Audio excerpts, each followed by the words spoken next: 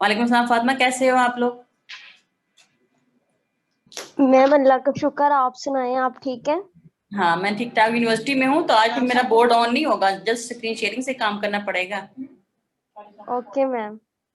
ठीक है, चलो फिर भी शुरू करते हैं। 12 लोग हुए हैं, 10 लोग और आ जाएं, ठीक है। ठीक है मैम, आपने मुझे अपना टाइम टेबल नहीं सेट किया। वो हमने फ्राइडे की क्लास करनी थी ना सेट। मैं करती हूँ आपको सेंड थोड़ी देर तक। ठीक हो गया मैम। फातिमा, आप क्लास तो कह रही थी कि हमने नहीं जो है वो करना उसको, ऐसे ही ठीक है, ऐसे चलने दें। फातिमा, आपको मेरी आवाज आ रही है? हेलो। जी मैम। आ रही आवाज?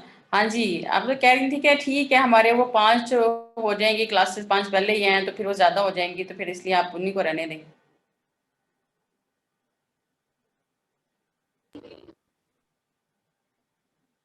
मैम फातिमा की मैम आवाज नहीं सॉरी, आ रही। आवाज नहीं आ रही थी। क्या कह रहे हैं आप? फातिमा, मैंने कहा कि आप तो कह रहे थे कि पहले ही हमारी 5 क्लासेस हैं तो आप ना लें, तो फिर इसलिए मैंने फिर शेयर ही नहीं किया। मैंने कहा बच्चे बेचारे, बाकी लोग भी, क्लास भी तो कह रही थी कि हमारी जो है ना वो ज्यादा क्लासेस हो जाएंगी, तो आप काइंडली ना लें। फिर मैंने इसलिए नहीं आपको सेंड किया। मैम अब हमने सबने डिसाइड किया कि कोई नहीं, जहाँ 5 लेते हैं वहां 6 6 लेके तो हम फर्स्ट 4 डेज में ही 4 4 क्लासेस ले लिया करें। ऐसे कर लो, कोई मसला नहीं, मैं जो है वो शेयर कर देती हूँ फिर आपको। तो जैसे ही फिर आपका होता है उसके साथ एडजस्ट, तो आप मुझे फिर बता देना। Okay ma'am. ठीक है, तो मुझे बताओ, स्क्रीन नजर आ रही है? जी मैम। यस अच्छा, मैम। चलो मैं आपको ना इसकी पिक बना के ना इधर मोबाइल से व्हाट्सएप कर देती हूँ, तो फिर इसके अंदर जहाँ एडजस्टमेंट करनी हो फिर आप लोग कर लेना। थर्सडे को करनी हुई तो थर्सडे को कर लेना, कोई नहीं, फिर कंसेक्टिव क्लासेस ले लूँगी। आपकी मिड टर्म मेरा ख्याल है कि नेक्स्ट मंथ से स्टार्ट हो रहे हैं, तो रमज़ान मुबारक मुबारक में अगर ज़्यादा मुझे मसला हुआ आवाज़ का, तो वो चलो कोई नहीं, मैं कर लूँगी उसको। तो कहाँ है ये? पिक सेंड कर रही हूँ बना के, व्हाट्सएप पे कर देती हूँ। अब मैम देख, मिड नेक्स्ट वीक से स्टार्ट हो रहे हैं, आप क्या कह रही हैं? नेक्स्ट 19 से बाद ही स्टार्ट हो रहा है। 19 रमज़ान मुबारक के फर्स्ट वीक के बाद ही हो रहा है, देख लेना तो पता मैम नहीं। रमजान में हमारे पेपर होंगे? तो मैंने थोड़ी लेने हैं, यूनिवर्सिटी लेनी। अच्छा, ये जो है ना, ये जो लिखी है पीएचडी, इसको खत्म कर दो। मतलब पीएचडी क्लास खत्म हो गई है ना पिछले वीक की, अब यहाँ मैं फारिग हूँ, तो आप दिन में भी किसी टाइम ले सकते हो। कोशिश करना ये जो फर्स्ट 3 डेज है इसके अंदर एडजस्ट हो जाए। मतलब जरूरी नहीं है कि आपकी 1 बजे के बाद ही क्लास हो, आप जब मर्जी एडजस्ट कर लो इसको, 9 बजे 10 बजे जो भी आपको लगता है। ये मैंने पीएचडी लिखा है, आपको पेज खुलेगा ना, उसके अंदर पीएचडी लिखा, पीएचडी एंड एमफिल लिखा हुआ है, वो उसको खत्म कर लेना, क्योंकि वो क्लास अब नहीं है, वो अब क्लास अगली क्लास शुरू हो गई है। ओके मतलब यहाँ मैम। पीएचडी की क्लास यहाँ पे नहीं है, मैं फारिग हूँ। जैसे मंडे को लिखा है 9 to 10, तो मैं फारिग हूँ। ट्यूसडे को भी 9 to 10 लिखा है, वेडनेसडे को 10 to 11, तो ये मैं फारिग हूँ बीच में। तो कोई भी आप टाइम ठीक लेना हो गया मैम। चाहते हो, जैसे वेडनेसडे को भी आप ले सकते हो, ये 3 कंसेक्टिव मेरी क्लासेस फारिग है 8 बजे के बाद ना। आप उसको 9 बजे भी ले सकते हो, 10 बजे लेनी है 10 बजे ले लो, 11 बजे लेनी है 11 बजे ले लो। सही है, सही। तो मैम तो मिड के आपको क्या चांसेस लगते हैं? ऑब्जेक्टिव टाइप पेपर होगा या असाइनमेंट्स देंगे? मैम नहीं, हम। जैसे आपका पहले पेपर नहीं हुआ था, उसमें टीचर ने आपको व्हाट्सएप किए थे शॉर्ट क्वेश्चंस, और मतलब उसके अंदर ही जो आपको गूगल फॉर्म्स के ऊपर पेपर नहीं हुआ था पहले, उस जी तरह से जी होगा। जी। मैम हम रमजान में कैसे पढ़ेंगे रोजा रख के? अभी पढ़ लो ना फिर, हफ्ता है, तैयारी कर लो पेपर की, साथ साथ पढ़ते रहो। नहीं फातिमा, चलो आज कुछ थोड़ा सा पढ़ लो ना, चाहिए हम लोगों ने उस दिन जी एग्जाम्पल मैम 1 आप खत्म किए थे कोशिश ना। करें। हाँ, कोशिश करो, साथ साथ पढ़ लो, अभी टाइम है। अच्छा चलो, देखो जी ये वाला हम मैम लोगों ने इंशाल्लाह। इंशाल्लाह एग्जाम्पल 1 कर ली थी ना, ये कंप्लीट हो गई थी, इसमें हम लोगों ने ऑर्थो नॉर्मल सेट भी कर लिया था, ठीक है। कैसे निकालने इसके कुछ क्वेश्चन हो सकता है कि मैं आपको जो है कल तो मैं इंशाल्लाह घर पे ही होंगी तो मैं आपको करवा दूँ, लेकिन आज तो फिर ज़ाहिर इधर से पढ़ना पड़ेगा। जैसे अब देखो हम लोगों ने प्रॉपर्टीज़ की थी रेगुलर एसएल सिस्टम की, ये हमारी प्रॉपर्टीज़ किसकी हैं, पीरियोडिक एसएल सिस्टम की। तो जो सिंगुलर सिस्टम है ना उसकी थोड़ी सी प्रॉपर्टीज़ जो है वो ट्रिकी सी हैं, इसलिए उसने जो है वो उसको लास्ट में रख के ना बस उसने उसको वाइंड अप ही किया हुआ है, तो हम भी उसको वाइंड अप ही कर देंगे, हमें क्या जरूरत है उसको खोलने की। ठीक, तो इसमें ये प्रॉपर्टीज में देखो जैसे पहले हम लोगों ने पढ़ी थी रेगुलर सिस्टम में कि हमारी जो हमारे आइगन फंक्शंस थे वो ऑर्थोगोनल थे और हमारी जो आइगन वैल्यूज थी वो रियल थी, यही पढ़ा था ना। तो इसमें भी हमारे पास वो दोनों प्रॉपर्टीज वही हैं कि हमारे जो आइगन फंक्शंस हैं वो ऑर्थोगोनल हैं और हमारी जो आइगन वैल्यूज हैं वो रियल होंगी, तो उन्हीं लाइंस पे हमने चलना है। लेकिन चूंकि ये जो आपके पास पीरियोडिक सिस्टम है इसमें देखो आप लोग कैसे डिफाइन करते थे कि आपकी जो इक्वेशन है वो आपकी सिंगुलर सॉरी पीरियोडिक होनी चाहिए जो एसएल इक्वेशन है, और जो उसकी बाउंड्री कंडीशन है वो इस फॉर्म की होनी चाहिए। ठीक है, एंड पॉइंट्स के ऊपर जो हमारा फंक्शन है वो इस तरह का होगा। अब उसने इसकी स्टेटमेंट क्या दी है, ये आपको ऐसे भी आ सकता है, state and proof that the eigen functions of a singular of a periodic SL system are orthogonal. ठीक है, तो इस सेंस में भी आपने इसको याद रखना है। अच्छा कहता है let ymx and ynx be two eigenfunctions corresponding to two different eigenvalues lambda m and lambda n respectively of a periodic SL system defined over the interval a से b। कहता है prove that ym of x and yn of x are orthogonal over that interval with respect to the weight function r of x। सही है।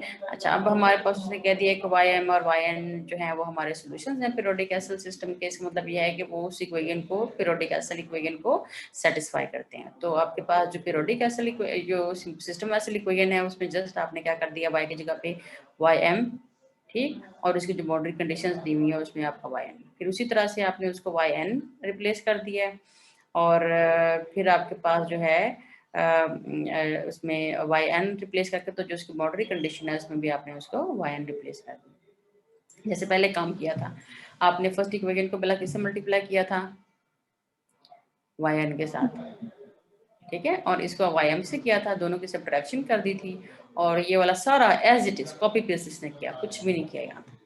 बात follow कर ली बच्चों? जी ma'am. Good. Yes तो अब मैम। उसके बाद फिर आपने इसकी इंटीग्रेशन करनी है x के लिहाज से, taking the limit from a to b। जब आपने इसकी लिमिट्स ले ली हैं तो फिर ये जो है ये आपके पास इस सेंस में आ जाएगी p b, और ये सारी जस्ट आपने इसकी जो है वो x की जगह पे पहले b लगा दिया फिर a लगा दिया। सही है। अच्छा अब वहां पे देखो जो ये आपकी बाउंड्री कंडीशन फिर यहाँ जाके यूज होनी है। अब जहां जहां पे भी डैश है ना आपके, वहां पे आप लोगों ने अपनी जो इक्वेशंस है उनको यूज कर लेना है। ये यहाँ पे देखो जैसे वाई एम डैश जो है वो आपका बी के ऊपर है तो आपने उसका ए वाला यूज कर लेना है। इसी तरह से जो है, अच्छा पहले वाले में आपने क्या किया था, जितने डैश थे उनको यूज किया था, जितने डैश थे उनको यूज किया था। लेकिन अब यहाँ पे आपने क्या कर लेना है कि उन डैश के अलावा आप लोगों ने क्या कर लेना है, जो दूसरे वाली वैल्यू जैसे फॉर एग्जाम्पल यहाँ पे क्या आ रहा है आपका वाई एन ऑफ बी और वाई एम ऑफ बी आ रहा है ना, तो यहाँ पे आपके पास उस डैश को जो दूसरे वाली उसका बनता है उसकी साइड उसको रिप्लेस कर लिया वाई डैश की। ठीक है, इसी तरह से वाई एम ऑफ बी है तो Y N dash of B जो है उसी जगह पे आपका Y N dash of A आ गया। सही है ना, देखो यहाँ पे जो डैश बी है उसकी जगह पर डैश ए लगा लिया, इसी तरह से जो आपका डैश ये एम बी वाला है उसकी जगह पर डैश ए लगा लिया। तो लेकिन सिमेट्री एक रखनी है कि आपने ये नहीं करना कि वो जो बी को ए से चेंज कर दो और ए को बी से चेंज कर दो। तो यहाँ पे भी उसने जो क्या है आपकी इस वाले कंडीशन में भी आपकी वाई एम डैश ए था इसको ए ही रहने दिया है और ये वाई एन डैश ए है इसको ए ही रहने दिया है। लेकिन जो इसमें वाई एन ऑफ ए था ना उसको उसने वाई एन ऑफ बी से चेंज कर दिया। बात फॉलो की? तो एक्चुअली वो किन को चेंज कर रहा है फातिमा, वो किन को चेंज कर रहा है? मैम जो बी पे हैं आपके, चाहे वो डैश है चाहे वो सिंपल आपके फंक्शन है। मैम जो पॉइंट बी पे, हाँ बी पे है। देखो अब आपके पास जो है ये वाला जो है Y M dash of B वो किसके बराबर है, Y M dash of A के। इसी तरह से जो वाई एम ऑफ बी है वो आपका वाई एम ऑफ ए के इक्वल है। तो जो बी वाले पॉइंट है ना जितने भी आपके आ रहे हैं उन सारों को रिप्लेस कर। ठीक हो गया मैम। सही है। पहले वाले में हमने कैसे याद रखा था कि जो सारे आपके डेरिवेटिव्स वाले थे उन डेरिवेटिव्स की जगह पे आप लोगों ने सिंपल एक्सप्रेशन लिख दिए थे। सही। यस अच्छा मैम। अब यहाँ पे कैसे याद रखना है, आप अपने लिए लिख लेना साइड पे कि जितने भी आपके एक्सप्रेशंस बी की फॉर्म में आ रहे हैं जो आपके उसने लिए हुए हैं उनको आप लोगों ने ए की फॉर्म में रिप्लेस कर लेना। देखो यहाँ पे आपके पास क्या आ रहा था, यहाँ पे वाई एन ऑफ बी और Y M dash of B. तो Y M dash of B की जगह पे उसने क्या लगा दिया आपका Y M dash of A.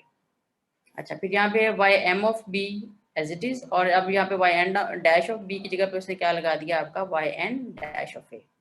पहले वाला ये हो गया, मतलब बी वाले पॉइंट के ऊपर आ गया। इसी तरह से अब यहाँ पे क्या कर रहा है, Y N of A. Ma'am यानी और बी के भी वो वाले पॉइंट चेंज करने हैं, डेरिवेटिव वाले सारे। सिंपल भी चेंज कर रहे हैं, सिंपल भी कर रहे हैं। अच्छा, पहले वाले में तो वो बी वाले चेंज कर रहे हैं और अगले वाले में फिर वो आपके ए वाले चेंज कर रहे हैं। ठीक है सही है। मैम ये देखे ना वाई एम इंटू बी, तो फिर नीचे भी उन्होंने वाई एम इंटू बी ही लिखा हुआ है, लेकिन डैश वाला चेंज किया हाँ, हुआ है। डैश वाला, डैश वाला इस पहले वाले में आपके डैश वाले चेंज कर रहा है, दूसरे वाले में आपके सिंपल वाले चेंज कर रहा है, लेकिन ए वाले। ठीक हो गया मैम। सही है, जी मैम। क्लियर हो गया। पहले वाले जो है उसमें आपके डैश वाले चेंज कर रहा है, बी और वाले, एम वाले जी हाँ मैम। एम वाले चेंज कर रहा है। ठीक है, दूसरे वाले में वो क्या कर रहे हैं आपके, जो आपके ए वाले चेंज कर रहे हैं और वो सिंपल है। Yes ma'am.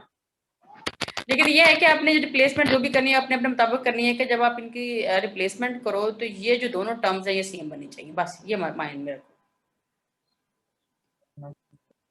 ये जो आपकी ब्रैकेट्स के अंदर टर्म्स है ना, ये सेम बननी चाहिए। अब देखो ये तो जीरो बन ही रहा, तो फिर वो कैसे इसको जीरो बनाएगा। फिर आपने इस प्रॉपर्टी को लेना है, P of B is equal to P of A वाली। सही, ठीक हो गया।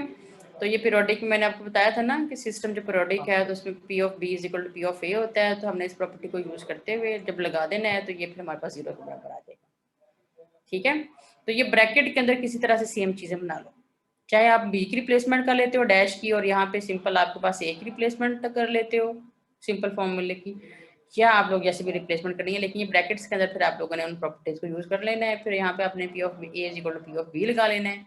अगेन ये इज इक्वल टू जीरो आ गया, और फिर कह देना है कि लैम्डा एम और लैम्डा एन हमारे डिस्टिंक्ट है। इसका मतलब ये है कि हमारे पास ये जो है ये इंटेग्रल जीरो के बराबर है। इसका मतलब ये है कि हमारे वाई एम और वाई एन जो है वो ऑर्थोगोनल है।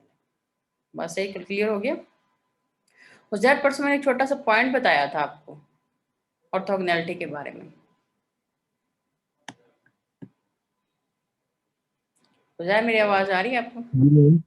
जी मैम आपने बताया था कि सिर्फ अगर हम दो फंक्शन हों या तो फिर हम सिर्फ उसको जीरो के बराबर बता देंगे तो ऑर्थोगोनल हो जाएगा। शाबाश, ठीक है ना। अगर तुम दो आपको फंक्शन दिए हुए हों तो फिर आपने उसमें ये नहीं चेक करने बैठ जाना कि आपके जो है वो एम और एन बराबर हैं कि नहीं है, और एम और एन नहीं बराबर तो क्या होगा।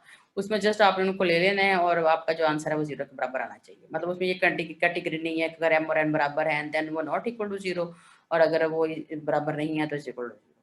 वो किस में लेना है, जब हमारे पास एक सीक्वेंस आ रहा होगा फंक्शन का, मतलब किसी पैटर्न के तहत वो आ रही होंगे आपकी, तो उस सीक्वेंस में फिर आप लोगों ने देखना होगा उसको, और एम और एन की चेक करें। जैसे आप लोगों ने साइन एम एक्स को किया, साइन एन एक्स को किया, या कॉज एम एक्स को देखा और सब कॉज एन एक्स को देखा। ठीक है, तो उस सेंस में आप लोग इसको चलना है। अच्छा, फिर आगे रियलिटी के बारे में क्या कहता है, कहता है f of x is greater than zero over the interval A से बी, या वो कहता है less than zero over the interval this, then कहता है prove that all the eigen values of a periodic SL system are real. अच्छा, अब इसी तरह से हम लोगों ने पीरियोडिक एसएल सिस्टम एक ले लिया, अपने जो है वो कंट्राडिक्शन के तौर पे ले लिया कि इसके जो आइगन वैल्यूज हैं वो रियल नहीं है, वो कॉम्प्लेक्स हैं। ठीक है मैम जो अपने ऑर्थोगोनल की कंडीशन की है ना, बताइए वो रिपीट कीजिएगा। कहाँ पे? ऑर्थोगोनल की जब आपने कहा कि दो फंक्शंस आ रहे हों। हाँ, वो जब मैंने कहा जस्ट दो फंक्शन ही है ना आपको दिए हुए हैं कि चेक करने के लिए, मैं चलो उसकी डेफिनेशन पे वापस चली जाती हूँ ऑर्थोगोनैलिटी की। ये वाली ये शेबशिफ्ट थ्योरम, फिर आपके पास पीरियोडिक, रेगुलर, और ये जस्ट अगर दो फंक्शन उसने दे दिए हुए तो आपने उसको वेट फंक्शन जो भी लेना, आमतौर पर हम इस वेट फंक्शन को 1 ले लेते हैं, क्योंकि अगर जीरो लेंगे तो वो तो आपका ऑटोमेटिकली आइडेंटिकली जीरो आ जाएगा ना। तो हमने जो भी इसको लेना हो साथ में उन फंक्शन के साथ रख के इंटीग्रेट करना हो, तो अगर तो हमारा आंसर जीरो आ जाए तो हम कहते हैं वो दोनों फंक्शन जो है वो, और वो फंक्शन किस तरह के होने चाहिए, real valued function. Real valued function क्या होते हैं? मैम के फंक्शन का जवाब जो रियल नंबर है, जो इसकी रेंज रियल है, जो आप, या अगर मैथमेटिक्स के सेंस में बोलना है, ऐसे फंक्शन जिनकी रेंज रियल हो उनको क्या बोलते हैं, रियल वैल्यूड फंक्शंस। ये लिख लो, ये बड़ा अच्छा एमसीक्यू है। ये अक्सर ये एमफिल के इवन पिछले दिनों लोग वाइवा लेने आए हुए थे पंजाब यूनिवर्सिटी से, तो पूछ रहे थे कि what do you mean by real valued function. तो वो स्टूडेंट्स को बताना ही नहीं आ रहा था, ये कुछ नहीं भी बताया कि जिसका जवाब रियल हो, लेकिन फिर उसमें से एक्सप्लोर कर रहे थे कि जवाब से क्या मुराद है।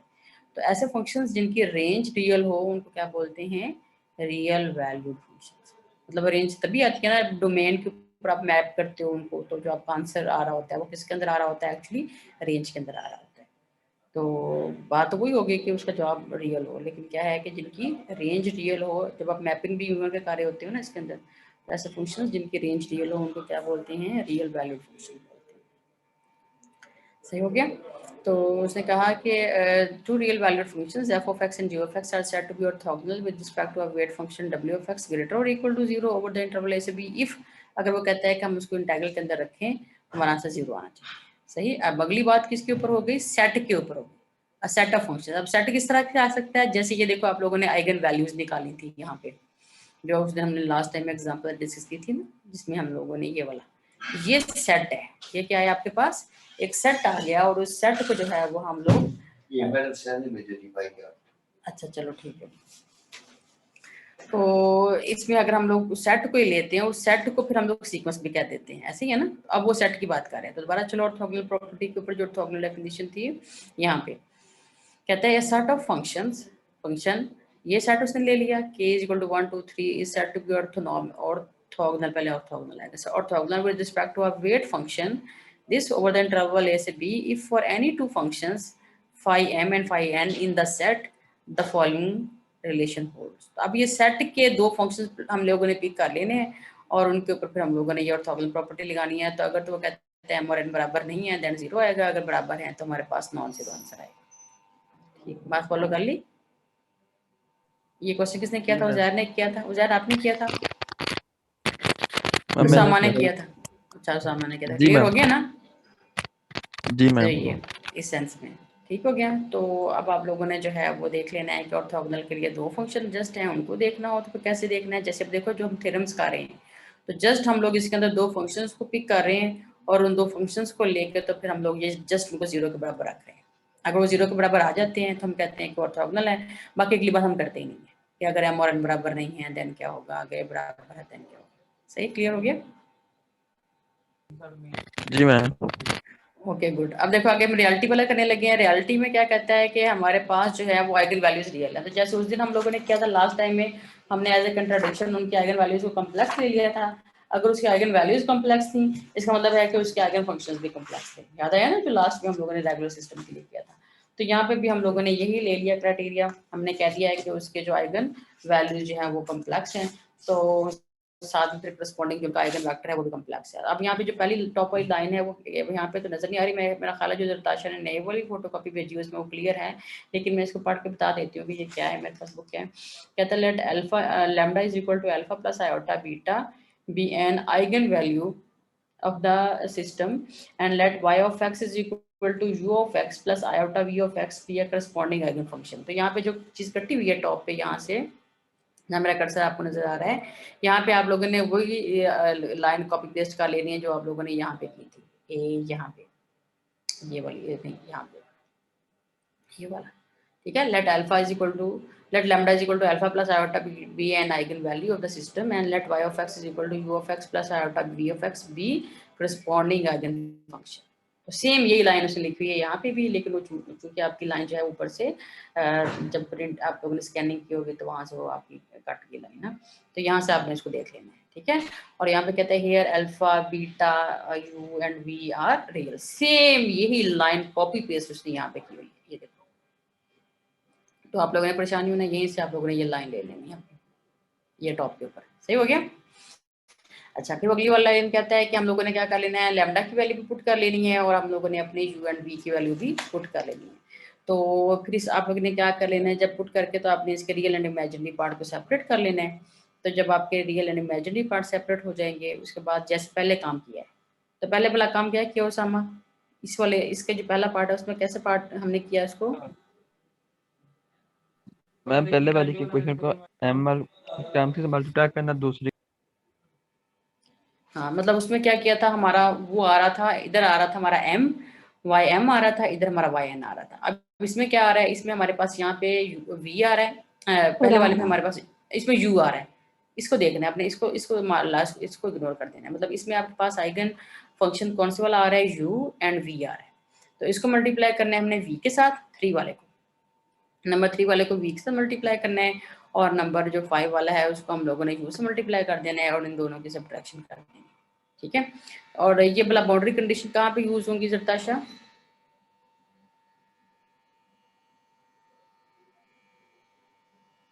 बाउंड्री कंडीशन कहाँ पे यूज होंगी?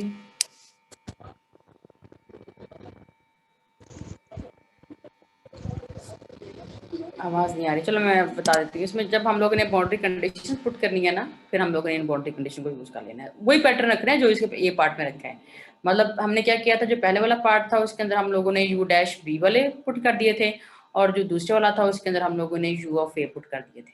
मतलब जो भी ए पॉइंट के ऊपर हमारे पास वैल्यूज आ रही थी, ठीक है ना। तो उन्हीं लाइन पे फिर हम लोगों ने इसको देखा, और ये हम लोगों ने फार्मूला बना लिया, और उसके बाद अगली वाले लाइन्स के अंदर हमने इसकी इंटीग्रेशन कर ली, और ये यहाँ तक हम लोग पहुँच गए। ठीक है। अच्छा, अब यहाँ पे मैंने क्या बोला, किसको रिप्लेस करेंगे जैब? बाउंड्री वाली की मैम? हाँ, किस वाली? जो यहाँ मेरा कर्सर नजर आ रहा है, इस वाली पैरेंथेसिस के अंदर किसको रिप्लेस कर रहे हो? यू डैश ऑफ बी वाली। ठीक है। बी वाली, बी पॉइंट के ऊपर जो डैश वाली कंडीशन है उनको रिप्लेस कर रहे हो, और जो ए यहाँ पे है, यहाँ पे आप अपनी ए वाली कंडीशंस के ऊपर को रिप्लेस कर रहे हो, जो सिंपल ए वाली है। इस तरह से याद रखना है, जैसे इसके ए पार्ट में किया है वही आपने इसके जो है ये बी पार्ट में करना है, जो रिप्लेसमेंट करनी है, ताकि आपको याद रहे ना। क्योंकि पेपर में मैंने स्टूडेंट्स को दिया तो वो उनको समझ नहीं आ रही थी क्या रिप्लेस करना है। क्योंकि अब देखो यहाँ पे जो कंडीशंस के मुताबिक है वो आपके पास कैसे आ रहा है, जब रियल एंड इमेजिनरी पार्ट को आपने अलग किया, u of a is equal to u of b, u dash of a is equal to u dash of b, and v of a is equal to v of b, and v dash of a is equal to v dash of b। तो थोड़ा सा हमें mathematics में memorise करना पड़ता है। मतलब रट्टा तो मैं उसे नहीं कहती, लेकिन थोड़ा सा हमें उसको समझ के मेमोराइज करना पड़ता है, ताकि हमारे पेपर में जाके मसला ना हो, या आगे जब हमने इसको करना हो, इसकी कोई अनसीन क्वेश्चन आ जाए तो उसमें हम लोगों ने कैसे इसको टैकल करना हो। तो इसका थोड़ा सा मैंने आपको हिंट क्या दिया। जो ये पहली ब्रैकेट है आपकी स्क्वायर ब्रैकेट है, इसके अंदर आपने जहाँ पे जो डेरिवेटिव्स हैं और बी पॉइंट पे हैं जौन से वाले, उन सारों को आप लोगों ने रिप्लेस कर देना है, जो आपके ए मतलब ये U dash B and V dash B को रिप्लेस करना है, और इसमें आपने क्या कर लेना है, V of A and U of A को रिप्लेस करना है। ठीक है। तो उसने भी यही काम किया, उसने वी ऑफ बी को एज इट इज रहने दिया, जो डैश वाला है यू डैश बी उसको यू डैश ऑफ ए से रिप्लेस कर दिया है। इसी तरह से जो वी डैश ऑफ बी है वो वी डैश ऑफ ए से रिप्लेस कर दिया है। यहाँ पे फिर वो क्या कर रहा है, जो वी ऑफ ए है मतलब जो डेरिवेटिव के बगैर वाला है, वी ऑफ ए को उसने वी ऑफ बी से रिप्लेस कर दिया है, एंड वी ऑफ ए को यू ऑफ बी से रिप्लेस कर दिया है। लेकिन फिर भी ये आपके पास जीरो के बराबर नहीं आ रहा। देखो ये आपके पास बना वी बी यू डैश है, ये बना यू बी वी डैश है। तो इसमें फिर वो यहाँ पे प्रॉपर्टी क्या लगा रहा है पीरियोडिसिटी की, कि P of B is equal to P of A होता है। ब्रैकेट के अंदर देखो जो इस ब्रैकेट के अंदर है वही इस ब्रैकेट के अंदर है। ठीक है। जब उसने क्या दिया कि पी ऑफ ए, मैम मतलब हम ये भी हिंट रख सकते हैं कि पहले वाले में हमने डेरिवेटिव को रिप्लेस करना है, दूसरे वाले में सिंपल को। सिंपल को करना है। तो आप इसका रिवर्स भी कर सकते हो, लेकिन फिर आप पहले वाले में फिर सिंपल को कर लो, दूसरे वाले में डेरिवेटिव को कर लो। क्या आपकी ये जो स्क्वायर ब्रैकेट है ना, अपोजिट रखेंगे ना दोनों में? हाँ अपोजिट रखेंगे। अगर एक में डेरिवेटिव को किया है तो दूसरे में सिंपल वाले को करना है। Okay ma'am. ठीक है, ताकि आपकी इन दोनों ब्रैकेट्स के अंदर सेम एक्सप्रेशन बन जाए। ये तो आप देखो, अगर आप इसमें आप क्या करते हो, वी ऑफ बी को रिप्लेस कर देते हो वी ऑफ ए के साथ। यहाँ पे वी ऑफ ए यहाँ पे आ जाएगा, यहाँ पे यू ऑफ ए आ जाएगा। फिर आप यहाँ पे जो डैश वाले हैं उनको फिर रिप्लेस करोगे, तो ये यू डैश ऑफ बी आ जाएगा, और फिर ये वी डैश ऑफ बी आ जाएगा। तो आपकी अपनी मर्जी है। जी मैम ओके। समझ लगे कि बुक वाले ने क्या किया है, उसने यहाँ फर्स्ट एक्सप्रेशन में यू डैश वालों को रिप्लेस कर दिया, मतलब जो डैश वाले हैं, दूसरे वाले में सिंपल वालों को रिप्लेस कर दिया। तो अगर आप इसमें वी ऑफ जो सिंपल वाले हैं उनको रिप्लेस कर दो, और अगले जो इसका सेकंड एक्सप्रेशन है जो ये वाला है, इसमें आप जो डेरिवेटिव वाले हैं वो आप रिप्लेस कर दो। आप पे ऊपर है, लेकिन दोनों की याद रखना पड़ेगा आपको। चाहिए वो पी बी और पी ए वाली। अच्छा, जो बता देती हूँ। जो आपके पास ये कंडीशन होती है ना पीरियोडिसिटी वाली, यहाँ पे देखो उसने जस्ट ये आपको 2 कंडीशन ही बताई है, पीरियोडिक जो सिस्टम उसने बताया था आपको ये। इसमें मैंने आपको तब कहा था कि ये 2 कंडीशन और भी लिख लो कि यहाँ पे P of A is equal to P of B, Q of A is equal to Q of B and R of A is equal to R of B। देखो तभी आपका Y of A is equal to Y of B आ सकता है ना, अगर ये आपके पास ये एक्सप्रेशन जो A के ऊपर है वही B के ऊपर आ जाए। सही जी हो गया मैम। बच्चों?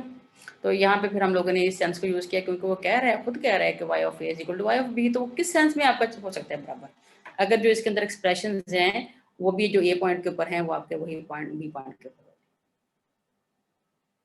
सही हो गया? इस जी तरह से मैम। लिया। तो इवन के यहाँ पे अगर आपके पास वो Q ऑफ A और B ले रहा होता ना, तो Q of A is equal to वो ले सकता था Q of B and R of A is equal to R of B। तो इस वाली कंडीशन को उसने यहाँ पे यूज किया, इसको इसने यहाँ पे भी यूज किया, ना सिर्फ ऑर्थोगोनैलिटी जहाँ पे वो शो कर रहा था वहाँ पे यूज किया, बल्कि जहाँ पे वो आपकी जो है वो रियल आइगन वैल्यूज के बारे में शो कर रहा है उसमें भी आपके पास वो ले रहा है, दोनों जगह पे ले रहा है।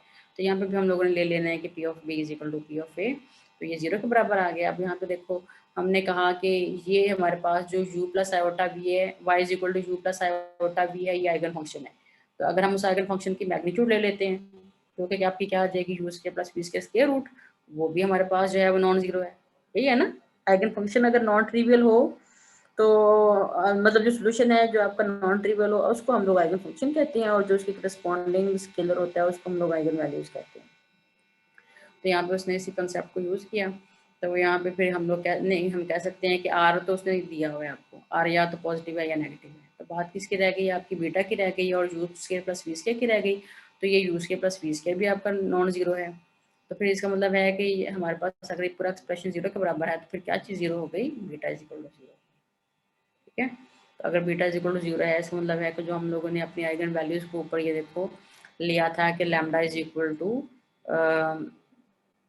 ये तो रियलिटी ऑफ आइगन वैल्यूज किसकी आ रही है, रेगुलर सिस्टम की आ रही है ना, हम तो डिस्कस इसकी कर रहे थे, कहाँ पहुंच गई इस वाली, ये एक्सप्रेशन तो सेम ही आ गया उसका भी।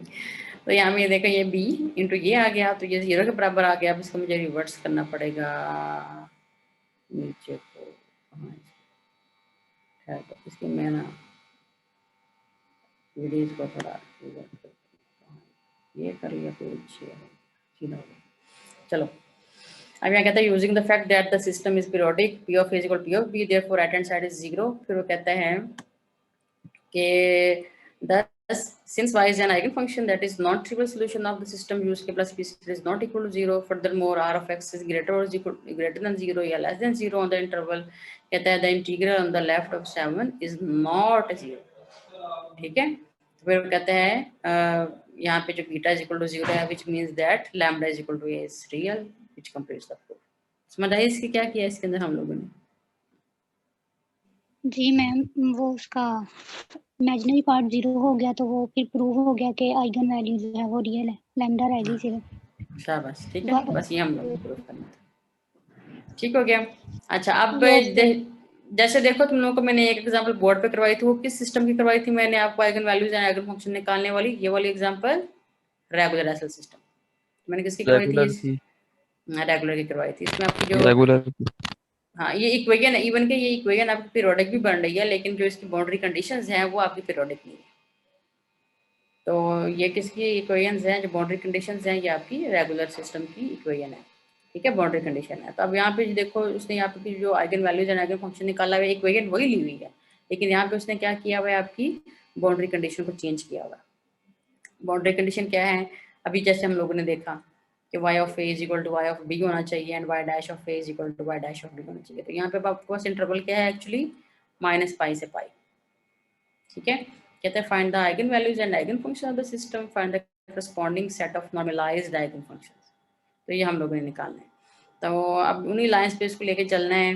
ये यहाँ पे देखो आपने इसका सोल्यूशन निकाला, उसने यहाँ पे ना यहाँ पे मिस्टेक है, this is a typo. Typo होती है जो आपकी टाइपोग्राफिकल एरर होता है, तो ये टाइपो है यहाँ पे, आप लोग उसको जो है वो ये लैम्डा इज इक्वल टू 0 के लिए भी एग्जिस्ट नहीं करेगा। इसको जब हाथ से करके देखोगे ना तो यहाँ पे जस्ट आना है आपका case lambda is greater then 0। ठीक है, इसको फिर आप लोगों ने निकाल देना। कहते हैं since the system level equation is periodic and the boundary conditions are of the type periodic, therefore the system is a periodic SL system. It can be verified that the only solution corresponding to lambda less than 0 is the trivial solution. For the cases lambda greater or equal to 0, the general solution of the equation y double dash plus lambda y is equal to 0 is, यहाँ पे उसने इसका solution लिखा, फिर उसने boundary condition लगा दी कि y of पाई के ऊपर। ये पहली कंडीशन किस तरह से लग रही है आपकी, अब यहाँ ये तो वैसे तो बोर्ड पे होने वाला है, लेकिन इसको देख लो एक दफ़ा, जितनी समझ आ गई, बाकी अगर नहीं आएगी तो कल फिर इंशाल्लाह इसमें फिर आपको बोर्ड पर करवा देंगे, ठीक है। तो y ऑफ x ये सोल्यूशन आ गया। उसके बाद आपने पहली कंडीशन क्या अप्लाई की इसकी, y of minus pi is equal to y of pi, मतलब इसको लेके चलना है।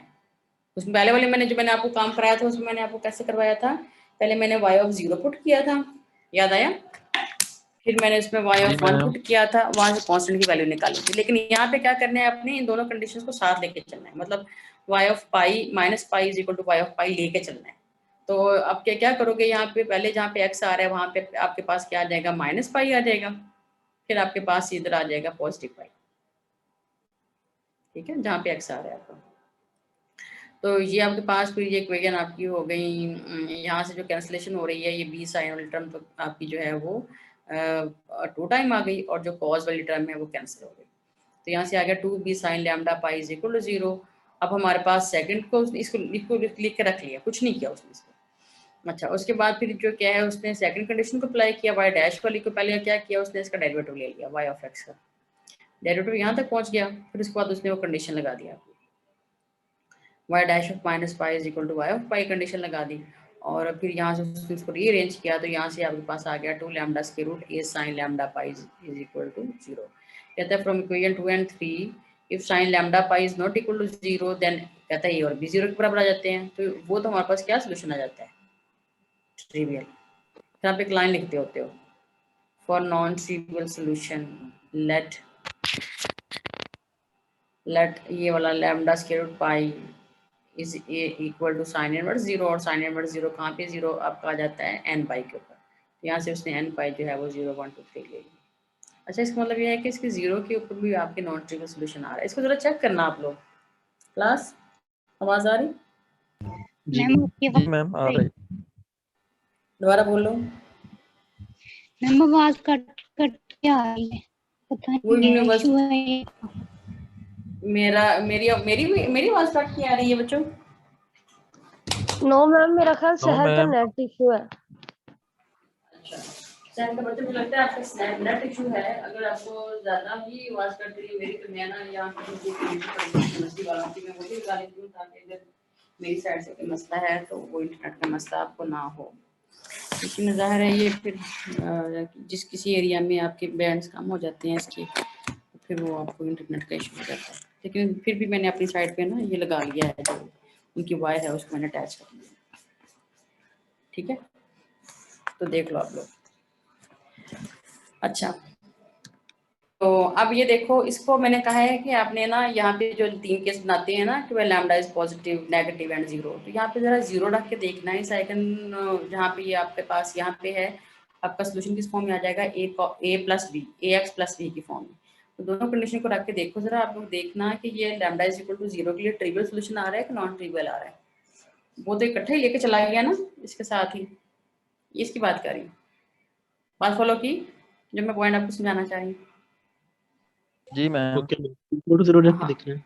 हाँ, खुद आप लोग 0 रख के देखो और ये बाउंड्री कंडीशन अप्लाई करके देखो कि आपका सोल्यूशन वहाँ पे ट्रिवियल आता है कि नॉन ट्रिवियल आता है। तो अगर तो वहाँ पे ट्रिवियल सोल्यूशन आएगा तो हम कहेंगे कि हमारा जो lambda is equal to 0 is not an eigen value. अगर नॉन सोल्यूशन आएगा तो हम कहेंगे कि वो हमारा आइगन वैल्यू है, 0 भी एक आइगन वैल्यू है, ठीक है। लेकिन यहाँ से आपको करना पड़ेगा। अगर तो बोर्ड होता तो मैं एक्सप्लेन कर देती, लेकिन अब मेरे रूम में यहाँ पे यूनिवर्सिटी में बोर्ड नहीं है, तो फिर या तो इसको मैं कल पे छोड़ देती हूँ। अच्छा, अब अगला काम उसने क्या किया, उसने यहाँ पे लिख दिया। अब आपके पास जो है ये किस फॉर्म में आ गया, अब ना तो a 0 था ना b 0 था। देखो जरा आप लोग, ये 2 में आपके पास b नजर आ रहा है और जो आपके 3 है यहाँ पे a नजर आ रहा है। तो हमने कह दिया कि for non trivial solution a और b is not equal to 0। So क्या चीज 0 है, sine lambda square root pi is equal to 0 है। तो वहां से हम लोगों ने n पाई निकाल लिया, ऐसे किया ना।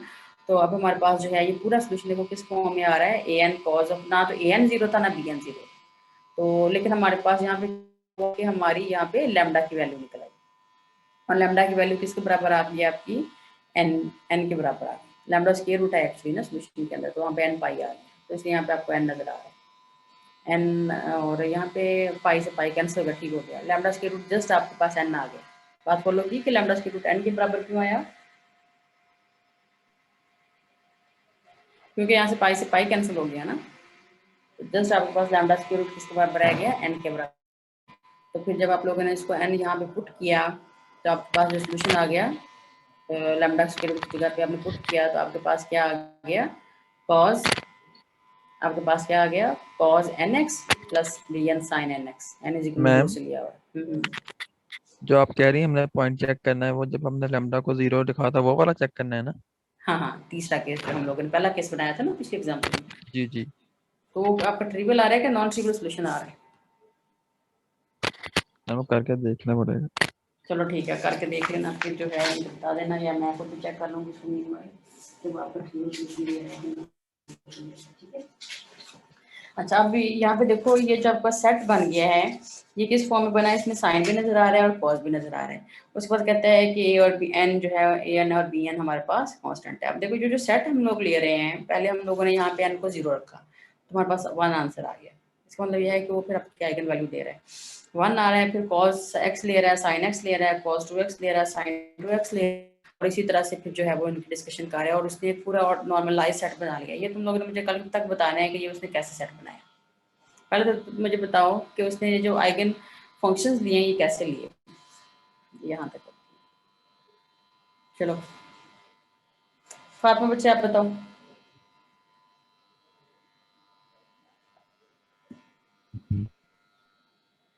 ये जो टॉप वाली लाइन है ना, यहाँ पे तो ये लिखा हुआ है कि where a n and b n are constant which can not both be 0 but are otherwise arbitrary, hence the eigen functions are given by. यहाँ पे टॉप वाली लाइन कटी हुई है लेकिन मैंने उसको बोल दिया। तो अब आइगन फंक्शन कैसे लिए, उज़ैर कैसे लिए उसने आइगन फंक्शंस?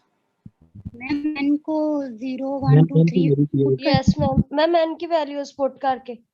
शाबाश, एन की वैल्यूज पुट करके पहले 0 पुट किया है, फिर उसके बाद आपके पास क्या आ गया था, 1 जब रखा है तो फिर आपके पास cos x और sin x आ गया। उन दोनों कुछ ना अलग-अलग करके लिख दिया। फिर उसने 2 रखा, फिर आपके पास